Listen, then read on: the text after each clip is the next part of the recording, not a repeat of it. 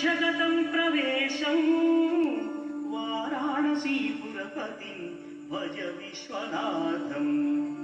रागादिरोषरहितस्वजनानुरागं वैराग्यशान्तिनिलयं गिरिजासहायं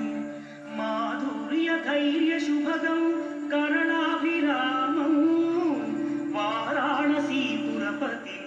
भज विश्वनाथं वाराणसीपुरपतेस्तवनं शिवस्य व्यासोक्तमष्टकमिदं पठिता मनुष्या विद्यां श्रियं विपुलसौख्यमनन्तकीर्तिं सम्प्राप्य देहनिलये लभते च मोक्षम् विश्वनाथाष्टकमिदं यः पठेत् शिवसन्निधौ शिवलोकमवाप्नोति शिवेन सह मोदते।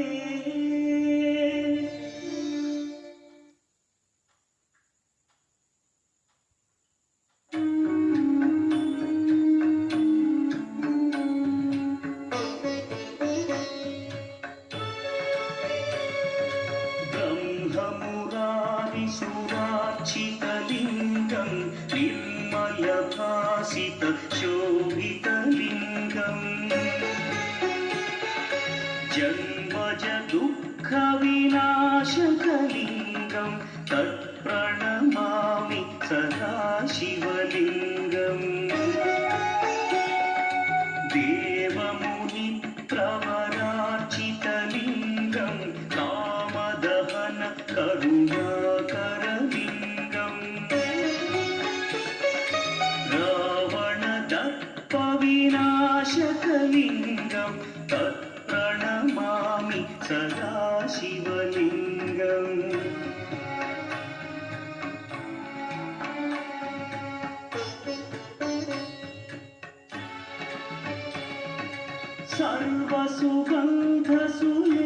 सर्वसुगन्धसुलेपितलिङ्गं बुद्धिविवर्धनकारणलिङ्गं सिद्धसुरासुरवन्दितलिङ्गं तत्प्रणमामि सदा शिवलिङ्गं कनकमहामणिभूषितलिङ्गं फणिपतिवेष्टितशोभितलिङ्गं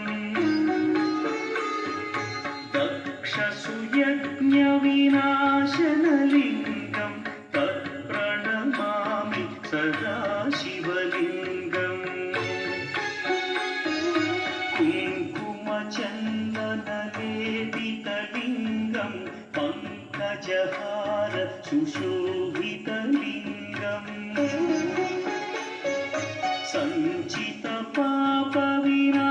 सञ्चितपापविनाशनलिङ्गं तत्प्रणमामि सदा शिवलिङ्गम्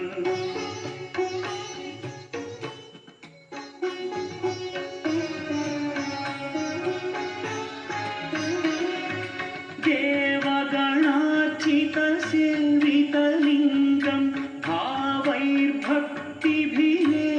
च लिङ्गं दिनकरकोटिप्रभाकरलिङ्गं तत्प्रणमामि सदा शिवलिङ्गम्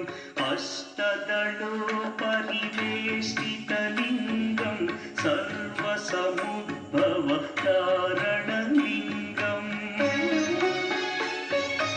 अष्टदरिद्र्यविनाशनलिङ्गं तत्प्रणमामि सदा शिवलिङ्गम् सुरगुरुसुरवरपूजितलिङ्गं सुरवरपुष्पसदार्चितलिङ्गं परमपदं परमात्मकलिङ्गं तत्प्रणमामि सदा शिवलिङ्गम्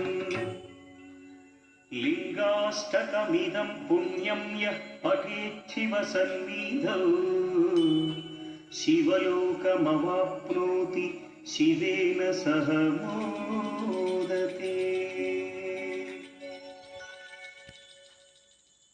पुण्यं यः पठेत् शिवसन्निधौ